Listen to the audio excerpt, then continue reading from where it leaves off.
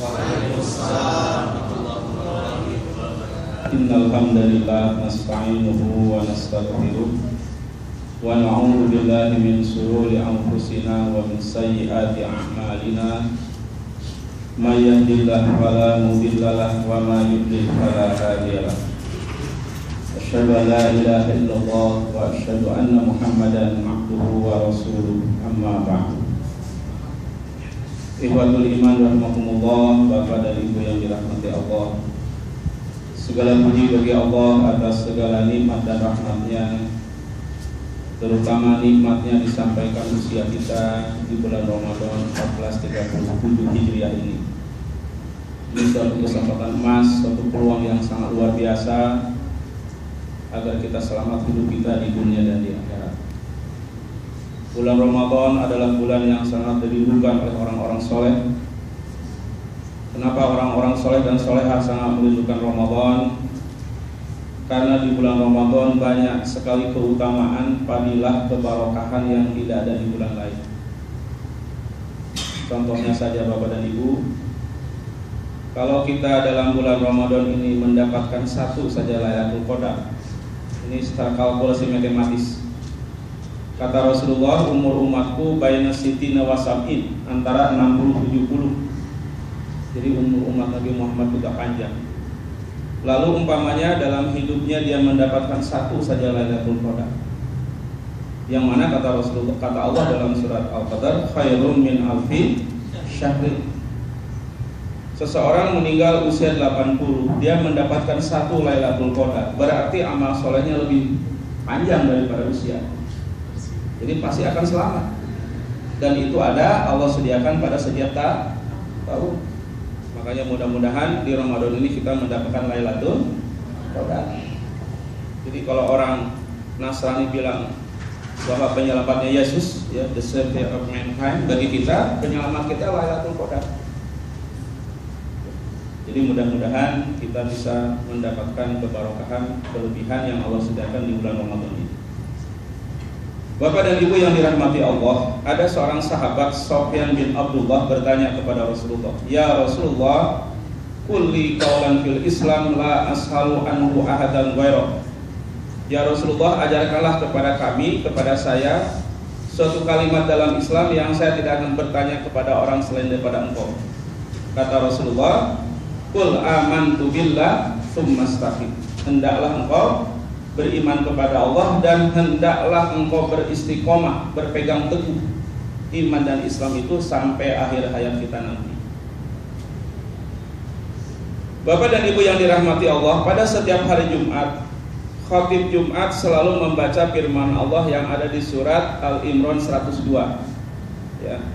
Firman-Nya begini, "Ya ayyuhalladzina amanu taqullaha haqqa tuqatih wa la tamutunna illa wa antum muslimun." Wahai orang beriman, bertakwalah kepada Allah dengan sebenar-benar takwa. Berislamlah dengan sebenar-benar Islam. Berimanlah dengan sebenar-benar beriman. Wa la tamutunna illa wa antum muslimun. Janganlah kalian meninggal melainkan dalam keadaan muslim. Jadi berdasarkan hadis yang pertama tadi dan berdasarkan firman Allah di surat Al-Imran ayat 102, dan ayat ini selalu disampaikan khatib pada hari Jumat, menunjukkan pentingnya kita harus menjadi orang yang husnul khatim. Innamal a'malu bil khawatim, kata Rasulullah. Amal seseorang itu dilihat dari akhirnya, bukan dari awal kehidupannya. Karena kalau kita melihat masa lalu kita, saya kira lebih kelam dari Sayyidina Umar, ya. Sayyidina Umar bukanlah orang yang termasuk as-sabiqun al-awwalun, bukan orang yang pertama masuk Islam. Sayyidina Umar itu 5 tahun mengganggu dakwah Rasul. Sayyidina Umar itu mabuk, Sayyidina Umar itu mengganggu dakwah Rasul. Sayyidina Umar juga pernah membunuh anak perempuannya, ya. Betul apa betul? Bapak dan Ibu ada yang pernah bunuh anaknya? Ya, belum pernah, ya.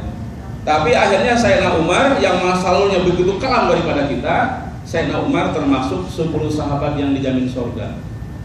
Itu menunjukkan apa? Kita jangan melihat masa lalu kita, yang kita lihat adalah akhir dari kehidupan kita. Kita harus bertekad, bermujahadah, bersungguh-sungguh agar kita termasuk orang yang husnul khatim. Dan Allah berjanji dalam surat Al-Ankabut surat 29 ayat 69, ada janji dari Allah, walladzina jahadu fina lanahdiyannahum subulana. Dan orang-orang yang bersungguh-sungguh di jalan kami pengen menjadi orang yang husnul khatimah, apa janji Allah? Lanahdiyannahum subulana. Allah akan tunjukkan jalan. Jadi dalam kita bertekad, bermujahadah, bersungguh-sungguh pengen menjadi orang husnul khatimah, jangan kecil hati. Jangan kecil hati. Man taqarraba ilayya yamshi taqarrabtu ilaihi harwalatan. Kata Allah dalam hadis qudsi. Siapa yang mendekatiku dengan berjalan, aku akan mendekati dengan berlari cepat. Nah, dari ayat tadi dan hadis yang saya bacakan barusan, ketika kita berusaha dan pengen menjadi orang yang husnul khotimah dalam iman dan Islam, jangan kecil hati. Pasti Allah akan merespon yang lebih daripada keinginan kita sendiri. Jadi suatu hari Bapak dan Ibu, Rasulullah sedang di Masjid Nabawi. Dari kejauhan Rasulullah melihat seorang ibu sedang menggendong anak dengan penuh kasih sayang dan sedang menyusuinya. Lalu Rasulullah mengisyaratkan jari telunjuknya kepada ibu tadi sambil bersabda, "Ataruna hadhil mar'ah tarihatan waladaha finnar." Kata Rasulullah, apakah mungkin ibu yang sedang menggendong anak dan menyusui anak dengan penuh kasih sayang akan melemparkan anaknya ke neraka? Lalu kata sahabat, la wallah ya Rasul, tidak mungkin Allah ya. La, tidak, demi Allah ya Rasul, tidak mungkin. Seorang ibu yang sedang menggendong anak dengan penuh kasih sayang dan menyusuinya tidak mungkin akan melemparkan anaknya ke dalam api neraka. Lalu Rasul bersabda apa Bapak dan Ibu? Ini harus kita ingat seumur hidup. Allahu arhamu bi ibadihi min hadihi bi waladina. Sayangnya Allah kepada kita itu melebihi seorang ibu itu kepada anak. Jadi tidak mungkin, impossible, Allah pengen kita semua masuk neraka. Tidak mungkin. Sayangnya Allah kepada kita melebihi seorang ibu kepada anak. Makanya Bapak dan Ibu yang dirahmati Allah, ada satu hadis, kata Rasulullah, gembiranya Allah ketika ada seorang hamba beristighfar atas dosa-dosanya, kata Rasulullah, melebihi gembiranya seseorang yang kehilangan untanya di tengah padang pasir, padahal seluruh perbuatan ada di unta itu. Logika sederhananya, kalau orang tadi tidak menemukan untanya di tengah padang pasir, dia akan mati di tengah padang pasir. Lalu kata Rasul, orang itu mencari untanya ke sana kemari dan tidak ketemu. Lalu dia melihat pohon yang rindang, lalu dia beristirahat di pohon itu. Karena lelah mencari untanya tidak ketemu, lalu dia ketiduran di pohon itu. Tiba-tiba dia bangun, kata Rasulullah, dan mendapati untanya sudah ada di sebelahnya. Saking gembiranya, kata Rasul, orang yang tadi menemukan untanya sampai ngomongnya kebalik-balik, kata Rasulullah. Dia ngomongnya begini, Bu, ya Rabbi anta abdi wa ana rabbuka. Wahai Tuhanku, engkau hambaku, aku Tuhanmu. Nah, kebalik-balik ngomongnya ya. Saking begitu gembira. Nah, kata Rasulullah, gembiranya Allah ketika ada seorang hamba pengen bertobat dari dosa-dosa masa lalunya. Gembiranya Allah ketika ada seorang hamba pengen menjadi orang yang husnul khatimah dalam hidupnya, melebihi gembiranya orang itu. Makanya kembali ke hadis ayat tadi, surat Al-Ankabut ayat 69, walladzina jahadu bina lanahdiyannahum subulana. Orang-orang yang bersungguh-sungguh di jalan kami pengen husnul khatimah, jangan kecil hati, aku akan tunjukkan jalannya. Yang penting ada kesungguhan, ada motivasi, ada ikhtiar untuk menjadi orang yang husnul khatimah. Betul apa betul? Apalagi bagi orang-orang yang usianya sudah 40 tahun lebih. Nah, ini kan usia-usia ABG ya, atas bawah goyor. Orang usia 40 tahun lebih usianya atas bawah goyor, udah pada kendur ya. Maka harus lebih usahanya pengen menjadi orang yang husnul khatimah. Dan saya kira bagi orang yang usia 40 tahun lebih, ambisinya cuma satu saja, pengen menjadi orang yang husnul khatimah. Karena secara kalkulasi matematis, kalau orang usia 40 tahun lebih, porsi hidupnya lebih banyak ke akhirat sebenarnya. Orang yang sudah 40 tahun lebih, ya, jangka hayatnya lebih mendekati akhirat daripada dunia sudah ditinggalkan, sudah lebih dari separuhnya. Maka termasuk saya usia 17 jalannya kenceng. 49 kan saya lahir tahun 67 ya. Sama, saya pun sama. Ambisi yang harus ada dalam diri saya sekarang, pengen menjadi orang yang husnul.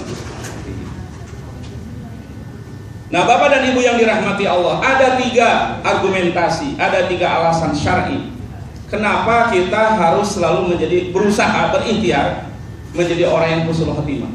Alasan pertama, karena iman dan Islam itu miftahus salamah, kunci keselamatan.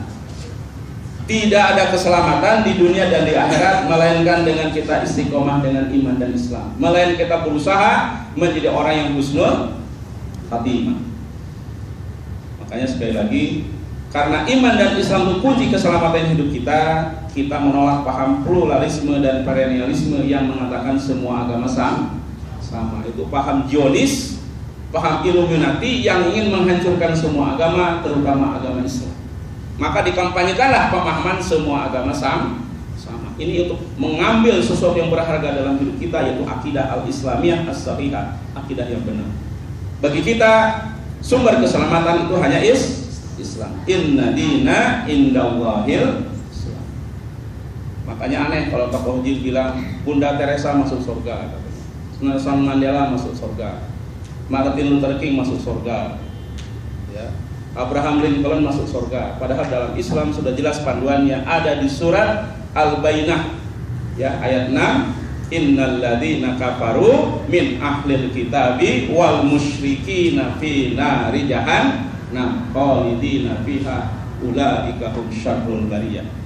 Sesungguhnya orang-orang kafir dari Yahudi dan Kristen dan orang-orang musyrik, ya, fi nari jahannam, nasib mereka di akhirat ada di neraka jahannam khalidina fiha, mereka kekal di dalam neraka itu.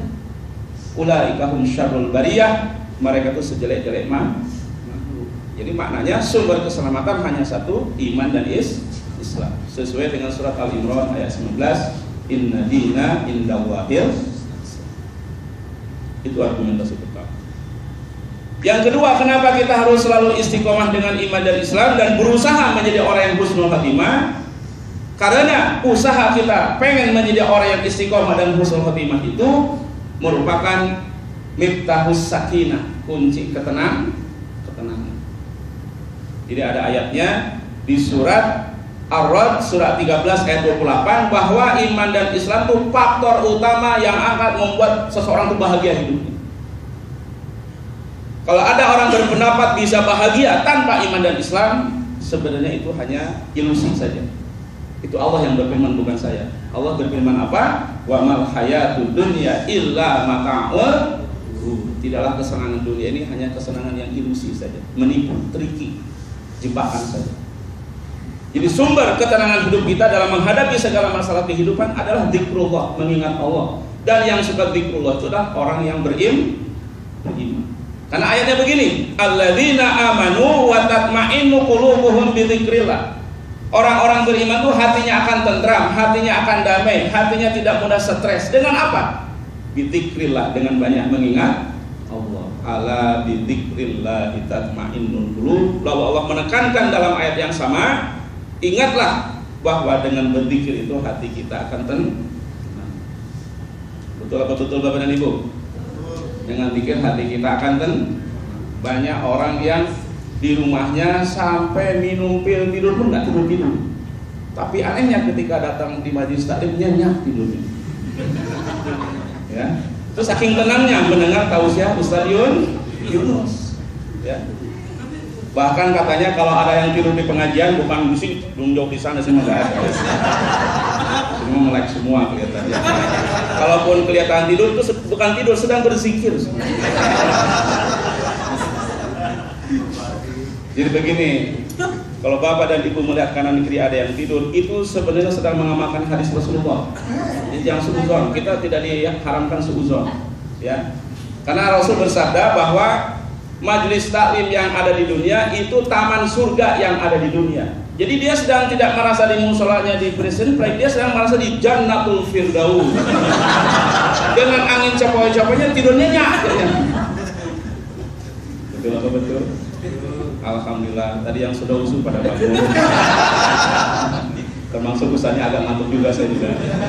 Ini kan pengajian nekat, ya. Siang itu pengajian nekat. Pengajian itu biasanya pagi sore. Ya. Makanya Bapak dan Ibu tahu nggak, ukuran seorang ustadz ceramahnya berhasil bukan banyak jemaahnya, itu salah. Ukuran berhasil seorang ustadz ceramah berhasil, lihat ada gak jemaah banyak yang ngantuk? Kalau banyak yang ngantuk berhasil. Memberikan ketenangan ke hati jemaah. Karena yang paling tenang orang kan. Alhamdulillah sudah pada cerah lagi ya. Itu ya, bahwa iman dan Islam itu sumber ketenangan. Contohnya begini, Bapak dan Ibu, ada satu hadis, saya kira kata Ibnu Qayyim al-Jauziyah. Ini kenal gak Ibnu Qayyim al-Jauziyah? Siapa? Yang jelas dia itu muridnya Ibnu Taimiyah. Kalau Ibnu Qayyim al-Jauziyah siapa? Bu kenal Bu? Roma Irama, kenal Roma Irama? Elvi Sukaisi, apalagi? Cita-cita apa? Bisa juga apa? Ya. Jadi kata Ibnu Qayyim al-Jauziyah, kalau orang memahami hadis ini, dia akan tenang dalam menghadapi segala masalah kehidupan. Karena kalau orang memahami hadis ini, dia akan memahami bahwa musibah itu rahmat. Hadisnya begini, kata Rasulullah, ajaban li amril mu'mini, sungguh mengagumkan urusan orang beriman itu. Inna amrahu, sesungguhnya urusannya, kullahu lahu khairun. Urusan orang beriman itu semuanya akan menjadi suatu kebaikan. Walaistadaka li ahadin illa lil mu'min, kata Rasul, tidak ada yang punya mentalitas dan mental attitude ini melainkan orang-orang beriman. Nah, mentalitas apa yang sampai Rasul kagum pada orang beriman? Kata Rasulullah begini, in asabatu sarra'u syakara. Orang beriman itu kalau diberikan nikmat dia bersyukur. Kalau orang nggak beriman dia nabu. Kalau diberikan nikmat sombong. Makanya jangan sombong. Orang sombong itu kalau berantem kadang-kadang sampai nggak bisa pulang ke rumah, Pak. Dia berantem dengan tetangganya, dia marah, lu tau gak di mana rumah gue? Gara-gara sampai orang sombong kadang-kadang kena penyakit amnesia total. Lu tau gak siapa gue? Makanya dirinya hanya orang lain ya, gara-gara sombong. Jadi mentalitas orang beriman, nah kata Rasulullah, in asabatuhu sarra'u syakara. Orang beriman itu kalau dapat nikmat bersyukur, fakana khairan lahu, kata Rasul, syukur itu baik baginya. Kebalikan kata Rasul, orang beriman itu in asabatuhu dharra, kalau dia diberikan musibah, kesulitan, ya, penderitaan, tekanan hidup, bahkan penyakit yang paling berat sekalipun. Apa penyakit yang paling berat Bapak dan Ibu? Ayo, apa penyakit yang paling berat? Mau dikasih tahu, ini rahasia ya, penyempitan pembuluh dompet. Ya, banyak orang stres ya. Jadi kata Rasulullah, in asabatul dharra, orang beriman itu mentalitasnya kalau diberikan kesulitan, penderitaan, tekanan kehidupan dan lain-lain, sabar, bersabar. Fakana khairan lahu, sabar juga baik baginya. Jadi tidak ada yang perlu disesalkan bagi orang beriman. Lagi sangat alhamdulillah di saat ya, kalau ada sedang sakit pun kalau dia sabar, pahalanya tidak terbatas. Ini perlu saya katakan agar saya dan Ibu benar-benar Bapak bisa jadi orang sabar. Tidak ada satupun amal soleh yang pahalanya disebutkan nggak terbatas melainkan sabar. Kalau orang membaca Quran 1 huruf 10 kebaikan. Kalau orang salat berjamaah 27 kali daripada di rumah. Kalau orang bersedekah 700 kali lipat kata Allah dalam surat Al-Baqarah 261. Kalau orang salat di Masjidil Haram sama dengan 100.000 rakaat. Kalau orang salat di Masjidil Aqsa 10.000, Masjid Nabawi 1.000. Jadi hanya satu amal soleh yang pahalanya sampai tidak terbatas, tidak bisa dihitung, itu sabar. Innama yuwaffas sabiruna ajrahum bighairi hisab. Sesungguhnya pahala orang yang sabar itu pahalanya tidak terbatas. Makanya dengan pemahaman surat Al-Hujurat ayat 10 ini, para sahabat itu kalau sedang tidak punya masalah, kalau tidak diuji, kadang-kadang berpikir, jangan-jangan saya orang munafik. Diistidraj, dilulu, kata orang Jawa ya, disumpul kata orang Sunda, dijor kata orang Betawi. Karena para sahabat itu memandang musibah itu positif. Makanya kenapa saya tidak melihat orang lain, kalau saya muhasabah diri saya pribadi saja, kayaknya lebih banyak dosa dari pahala ya, kalau kita mengkalkulasikan per bulan, per tahun ya.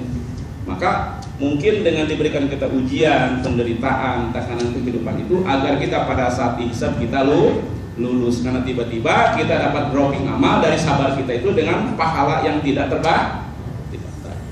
Betul apa betul? Siapa yang siang ini gak punya masalah? Saya tadi ibu kesini sampai bawa-bawa kelihatan ngomong-ngomong bermasalah kayaknya. Termasuk muka saya.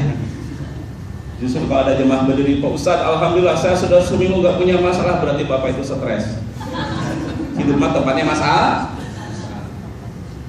Al-mu'min kamasali zar'i la tazulu riyahu tufi'uhu wa la yazalul mu'min ayyusibahul bala, kata Rasulullah. Ngerti tidak artinya? Ngerti tidak?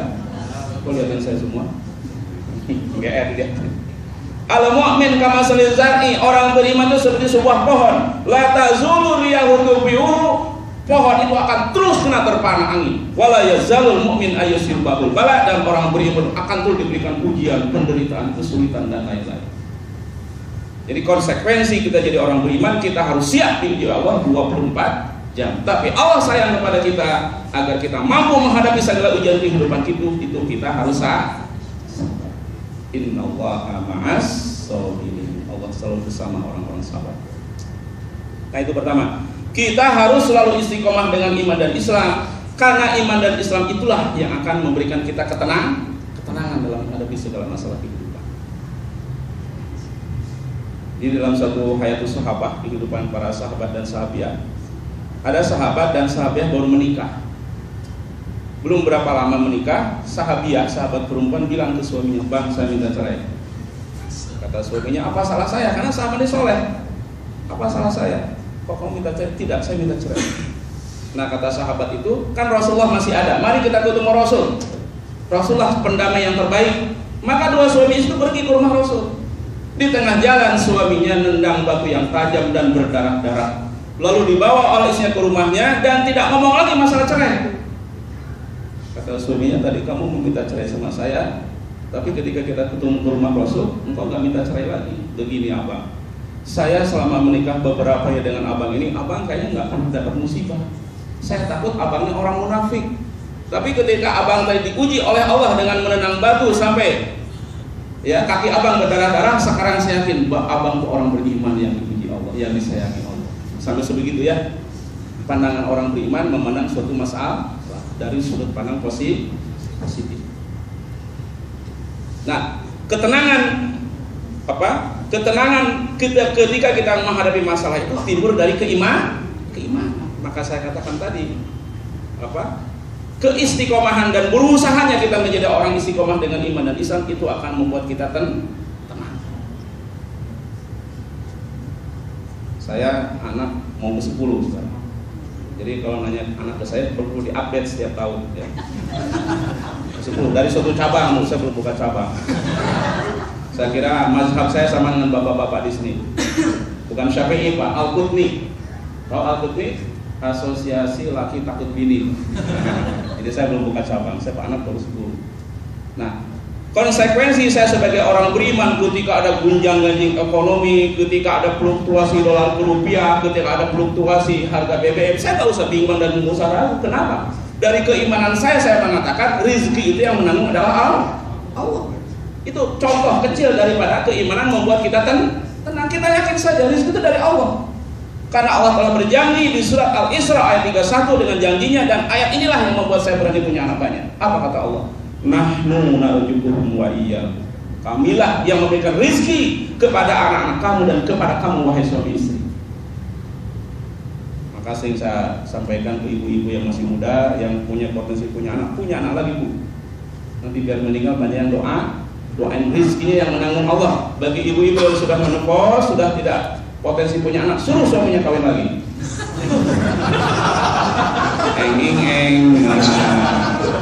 Kelihatan wajah ibu-ibu agak lain ke saya ya. Jadi perbedaan reaksi bapak dan ibu kalau bicara poligami itu sedikit aja. Kalau bapak-bapak jawabannya alhamdulillah, kalau ibu-ibu inna. Cuma saya bukan sombong Pak ya, saya kan punya anak mau ke 10, isi 1. Kemarin tuh ketika hamil ke 10 saya didorong-dorong poligami terus. Sekarang saya nanya, "Ibu ada gak isi yang dorong-dorong suaminya poligami Bu?" Isi saya dorong-dorong terus, saking soleha. Cuma saya yang dorongnya dari depan dijorokin. Di belakang jurang ya, nggak mau saya. Kalau dorong dari belakang sih mau Pak ya. Itu saking soleha nih isi saya Bu ya. Saya lihat dengar ibu-ibu bisikannya sombong amat Pak Ustaz gitu. Ibu ya. Jadi kenapa kita harus selalu istiqomah dengan iman dan Islam dan berusaha menjadi orang husnul khotimah? Karena keistiqomahan kita dengan iman dan Islam akan membuat kita hidup bahagia, tenang, tidak pernah stres, gitu ya. Bapak dan Ibu yang dirahmati Allah, yang ketiga, kenapa kita harus selalu istiqomah dengan iman dan Islam dan berusaha ke arah itu? Baik melalui thalabul ilmi, baik melalui bergaul dengan orang soleh dan soleha, atau kita rajin datang ke majelis taklim. Jadi ada satu ayat Bapak dan Ibu, ini juga peringatan bagi saya, bahwa kalau kita meninggalkan majelis taklim, bahayanya sangat fatal. Itu ada di surat 43 ayat 36. Karena salah satu ikhtiar pokok agar kita selalu istiqomah dengan iman dan Islam itu hadirnya dan seringnya kita duduk di majelis taklim. Kalau kita jarang, apalagi tidak pernah dalam hidup kita duduk di majelis taklim, Allah memberikan peringatan di surat Az-Zukhruf 43 ayat 36. Apa kata Allah? Wa may ya'shu an dzikrir rahman nuqayyid lahu syaitan fahuwa lahu qarin. Siapa yang berpaling dari Quran, tidak pernah mempelajari Quran dan Sunnah, sibuk dengan hal-hal lain sampai menelantarkan tidak mempelajari Quran dan Sunnah dan tidak mau duduk di majelis taklim, nuqayyid lahu syaitan, Allah akan membiarkan setan menyesatkannya, fahuwa lahu qarin, dan dia menjadi temannya setan. Jadilah mungkin begal motor ya. Jadilah mungkin mucikari, ya. Jadilah mungkin peragawati, karena peragawati itu dapat income dari membuka aura. Jadilah penipu dan koruptor. Itulah orang-orang yang jauh dari majelis taklim, akhirnya Allah membiarkan setan menyesatkannya, dan kata Allah lama-lama dia menjadi temannya setan. Jadi salah satu ikhtiar utama agar kita istiqomah dan khotimah, seringlah duduk di majelis taklim. Hari di pengajian, minimal kata jumhur ulama, kita duduk di majelis taklim itu minimal seminggu sekali kita harus duduk di majelis taklim. Kalau kita ingin menjadi orang yang husnul khotimah, itu ikhtiar kita. Jadi Bapak dan Ibu yang dirahmati Allah, kenapa kita harus selalu berusaha menjadi orang yang husnul khotimah? Karena keistiqomahan kita dengan iman dan Islam sampai akhir hayat kita nanti itu menurut pandangan Allah dan Rasul adalah miftahul falah wan najah, kunci dari kesuksesan dan keberuntungan. Nah, selama ini kan kita selalu di brainwash ya otak kita sampai masuk ke alam bawah sadar kita, sukses itu materi. Betul apa betul? Tiap hari di koran, media cetak, kita di brainwash, mungkin omongan saudara kita, omongan tetangga, bahkan omongan kita sendiri, sukses itu materi. Padahal bukan. Ya. Rasulullah itu ketika meninggalnya, baju besinya masih digadaikan pada orang Yahudi. Bukan berarti umat Islam itu harus miskin. Karena dari 10 sahabat yang dijamin surga, 6-nya itu orang-orang kaya, pengusaha-pengusaha besar. Ya. Jadi bukan berarti kita mengajar akhirat lupa dunia, tidak. Itu dalam Islam nggak boleh. Ya. Kalau orang meninggalkan dunia, dia nggak bisa umroh, dia nggak bisa haji, dia nggak bisa zakat, infak, sedekah, berjihad dan lain-lain. Yang nggak boleh, jangan dijadikan harta sebagai sumber atau barometer dari kesuksesan. Kesuksesan kita di hidup yang sementara ini dilihat dari sejauh mana kita istiqomah dengan iman dan Islam. Walaupun mungkin dia bukan orang kaya, bukan orang pejabat, bukan seorang turunan Nimrod dan lain-lain, kalau dia istiqomah dengan iman dan Islam, menurut Allah dan Rasul, dia orang sukses. Nah, inilah kita harus selalu menanamkan dalam alam bawah sadar kita, sukses bukan materi, walaupun kita butuh dengan materi ya. Jadi kata Ibnu Taimiyah, butuhnya kita kepada dunia itu seperti seseorang butuhnya kepada toilet. Bapak dan Ibu mau nggak tinggal di rumah mewah nggak ada toiletnya? Kalau kebelet di kebun kayak kucing, di tangga, di kamar, ya. Mau gak Pak? Tinggal di rumah memang gak ada toiletnya? Gak mau ya. Tapi Bapak dan Ibu ada yang terbayang-bayang dengan toilet? Pak Jimmy lagi termenung jadi kantornya. Kenapa Pak Jimmy? Ingat, kenapa saya Pak Ustaz? Saya kira Pak Jimmy lagi stres itu. Tidak ada orang yang terbayang-bayang dengan toilet, tapi butuh dengan toilet. Nah, sepertilah analoginya. Kita butuh kepada dunia, tapi jangan saya terbayang-bayang terobsesi dengan dunia sampai lupa pada perintah kepada Allah, melakukan perintah Allah. Banyak orang pergi pagi pulang malam sampai tidak sholat. Mau dengar cerita gak? Cerita ini dari Ustadz Abdul Qadir Aka, ya, dalam satu tablet syiar Islam. Jadi cerita begini, ada anak kebo jalan dengan kebo di pematang sawah, di waktu zuhur. Dia lagi jalan nih, terdengar azan. Nanya anak kebo kepada emaknya, "Mak, itu suara apa?" Kata emaknya kebo, "Nah, itu suara azan." Jalan lagi, ini anak cerdas. Mungkin kuliahnya IP-nya 3 poin ke atas ya. "Ma, itu kan suara azan memanggil sholat. Itu yang dipanggil siapa, Ma?" "Oh, itu anakku, yang dipanggil adalah manusia. Makanya kita tidak sholat, kita kan kebo." Nah, anaknya pintar. "Oh, begitu, Ma. Berarti kalau ada manusia dengan azan tidak sholat, berarti saya mah kebo doang, baunya kan ke situ tadi." Jadi banyak manusia kok pergi pagi, pulang malam, tapi tidak sholat, sibuk mengejar karir dan jabatan, tapi tidak bangun malam, tidak berzikir, tidak dakwah, lupa kepada agama. Padahal kalau meninggal yang nolong siapa?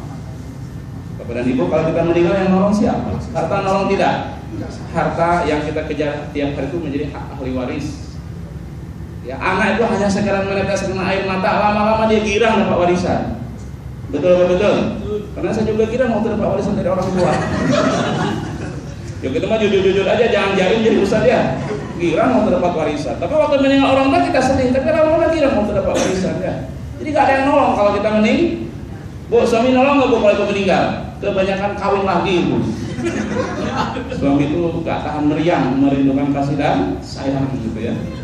Jadi kalau kita meninggal yang nolong cuma iman dan Islam. Makanya Allah berfirman di surat Al-Asr apa? Wal asri innal insana lafi khusrin illal ladzina amanu wa amilus sholihat wa tawassaw bil haqq wa tawassaw bis sabr. Inilah argumentasi alasan syar'i yang menunjukkan bahwa iman dan Islam adalah barometer dari kesuksesan seorang beriman.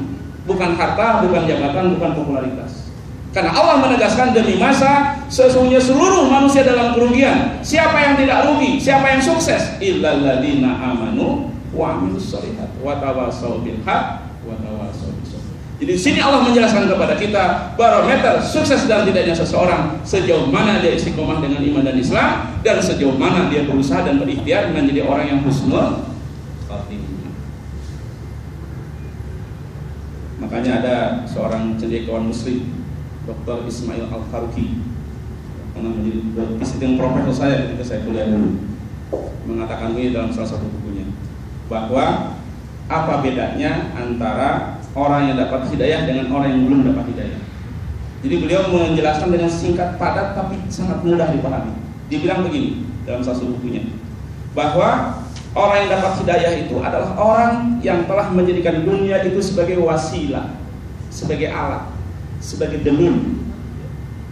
Tapi orang yang belum dapat hidayah, ya, ciri orang dapat hidayah adalah orang menjadikan dia hanya sebagai alat saja untuk kebahagiaan akhirat, tidak lebih dan tidak kurang. Tapi orang yang belum dapat hidayah adalah orang yang menjadikan dunia sebagai domain objektif, sebagai domain goal, dikejar dari pagi sampai malam sampai lupa kepada Allah. Itu orang yang belum dapat hidayah.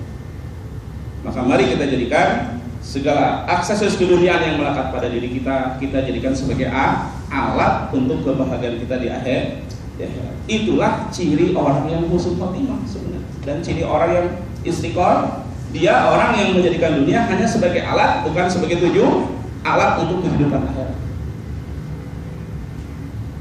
Jadi kalau dianalogikan, Allah itu seorang produsen, ya, yang membuat suatu produk untuk konsumen.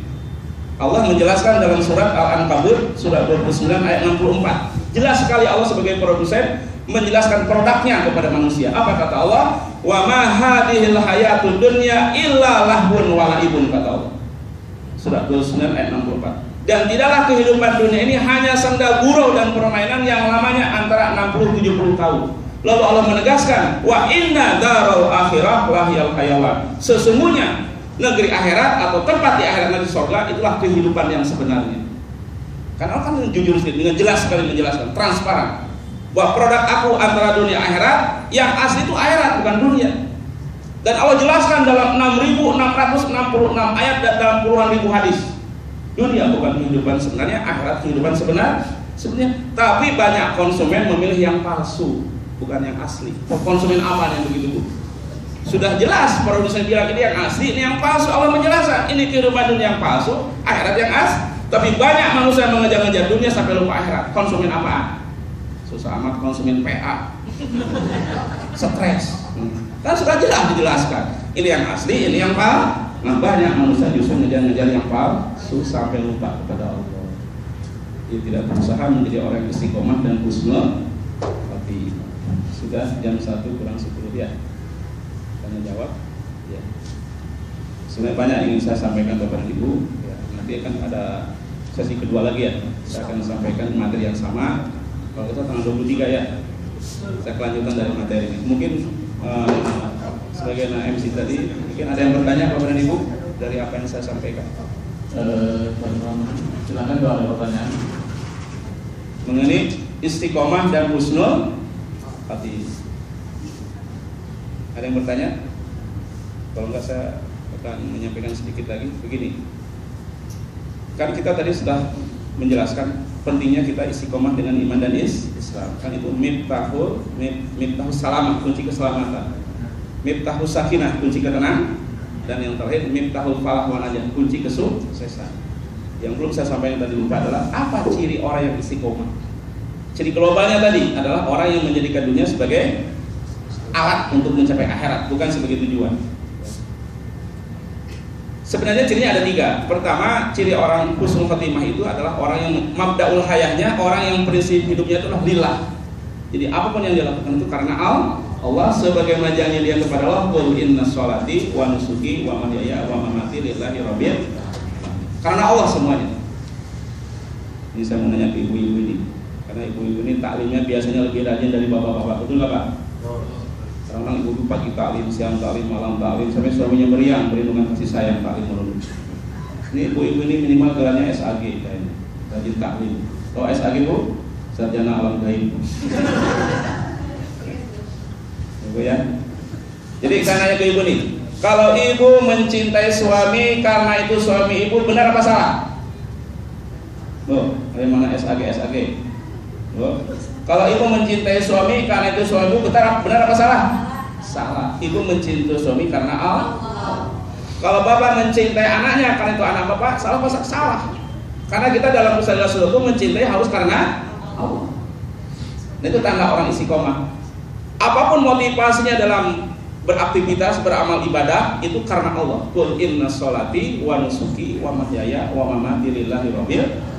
Maka salah tuh pemahaman orang-orang nasionalis yang bilang berjuang demi tanah dan air, berjuang demi ibu pertiwi, berjuang demi merah putih. Benar apa salah? Salah.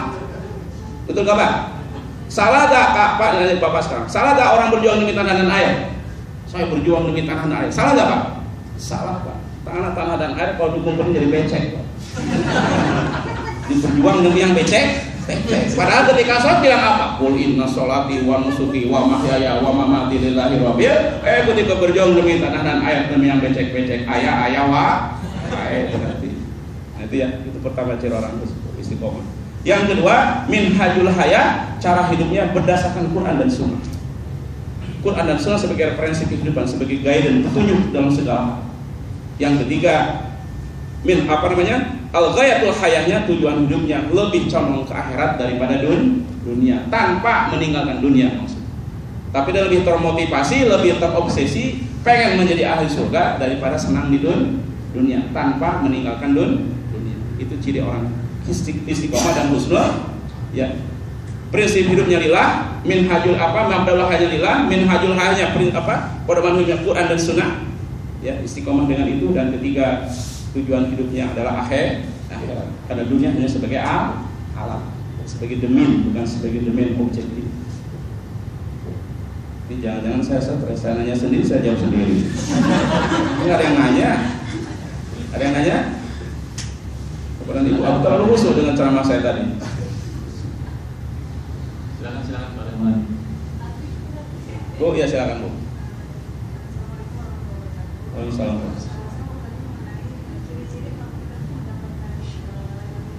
Oh ya, betul. Jumhur ulama bukan ulama, Rasulullah itu hanya menjelaskan pertama fenomena alamnya. Jadi sebelum Lailatul Qadar itu kata Rasulullah, udaranya tidak panas dan tidak dingin. Jadi kalau di bulan Saum banyak hujan itu nggak ada Lailatul Qadar malamnya. Atau di ketika Saum sangat panas itu nggak ada Lailatul Qadar. Lalu kata Rasul, besoknya matahari agak lebih kemerah-merahan, lebih merah dari biasanya. Itu berarti malamnya ada Lailatul Qadar. Tanda global orang yang dapat Lailatul Qadar ada perubahan ke arah positif yang sangat dramatis. Mungkin kayak Gito Rolis ya, yang dulunya loncat-loncat ya, salto-salto ketika nyanyi, tiba-tiba banyak berdakwah. Jadi orang soleh itu kan tanda-tanda global orang yang dapat Lailatul Qadar. Hari Mukti mungkin ya. Mungkin dulu ada orang yang pelit, koret, medit, cap jahe, meregehese, untuk kasiran, sampili, tiba-tiba jadi orang dermawan. Itu orang yang awalnya jauh dari masjid, tiba-tiba sering sholat jamaah di masjid. Maka saya katakan ke bapak-bapak, kalau bapak-bapak masih sholat wajibnya di rumah tanpa uzur, bapak sholatnya harus pakai mukena. Apa ya? Karena laki-laki sholatnya di masjid. Ayo siapa yang suka pakai mukena sholatnya? Ya. Karena jelas hadisnya ya, tuh saya baca tadi di situ mengenai keutamaan salat berjamaah ya. Sampai ada seorang sahabat yang buta minta keringanan untuk tidak sholat berjamaah. Kata Rasul, kamu dengar nggak azan? Dengar, maka pergilah kau sholat. Saking laki-laki itu, memang sih ada dua pendapat Pak. Ada yang sunnah muakkadah sangat dikatakan, ada yang mengatakan wajib laki-laki sholatnya di masjid. Kalau ibu sholatnya di rumah. Begitu Bu ya, jadi tanda global orang dapat Lailatul Qadar itu ada perubahan yang sangat luar biasa, perubahan ke arah positif. Termasuk rezekinya. Akan dibarokahkan rezekinya oleh Allah. Jadi mudah dia mencari rezeki yang barokah yang awalnya susah. Ya tinggal kita muhasabah aja. Pernah kita ada perubahan yang luar biasa dalam diri kita ke arah positif nanti di bulan Syawal. Kalau sudah pernah berarti kita insya Allah ya menurut beberapa ulama kita telah mendapatkan Lailatul. Dan sekali kata Ibnu Qayyim al-Jauziyah tadi, sungguh beruntung. Jangankan dapat, umpamanya seseorang si fulan meninggal 80, itu pun sudah jarang sekarang ya. Dapat 2 Lailatul Qadar, berarti dia dianggap ibadah non-stop oleh Allah 166 tahun 8 bulan. Berarti amal solehnya lebih tua dari usianya. Insya Allah orang itu selamat pada saat dihisab. Apalagi kalau orang Pak 5, 6, 7 pasti akan selamat pada saat dihisab. Satu saja kata Ibnu Qayyim al-Jauziyah, insya Allah dia selamat. Dan kita baru hari ke-9 ya, ini masih terbuka lebar untuk mendapatkan Lailatul. Hidupkanlah malam dari maghrib sampai subuh itu dengan amal ibadah, baik itu taraweh, tadarus maupun berzikir. Cuma sayangnya orang Indonesia, kata seorang sosiolog Franklin Kamugala itu ya, bahwa orang Indonesia menghadapi Ramadan itu banyak ke pendekatan budaya. Buktinya apa? Di awal-awal Ramadan masjid penuh. Kalau di Jakarta kadang-kadang jalan jadi nggak pas sholat Pak. Di akhir Ramadan tinggal marbot dengan imam. Kalau alasan orang Bekasi, saya orang Bekasi, orang Jakarta mungkin pulang kampung. Di kampung saya sendiri di Cianjur ya nggak kemana-mana, sepi juga masih di akhir Ramadan. Padahal nggak kemana-mana di situ kampungnya. Jadi orang Indonesia menghadapi Ramadan lebih banyak pada pendekatan budaya. Ya sibuk dengan pulang kampung. Jujur Rasulullah dan para sahabat di akhir Ramadan mereka sedih, kita gembira di akhir Ramadan termasuk saya.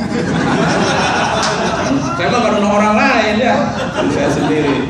Harusnya saya sedih karena kesempatan emas untuk mendapatkan segala fadilah Ramadan telah hilang. Begitu ya. Jadi kita lebih banyak pendekatan budaya menghadapi Idul Fitri, Ramadan ini. Ya, ada yang nanya lagi? Ada waktu. Kayaknya berhasil saya ceramahnya ya, memberikan ketenangan. Ya Bu, ada yang nanya lagi Bu? Mengenai istiqomah dan husnul khotimah. Nah, tambahan sedikit lagi ya. Bagaimana caranya agar kita menjadi orang istiqomah dan husnul khotimah? Ada 3 caranya Pak. Ini ada dalam Al-Quran. Pertama tadi sudah saya katakan thalabul ilmi. Kita harus rajin duduk di majelis taklim mempelajari Quran dan Sunnah. Ya, ayatnya itu surat Al-Anfal ayat 2.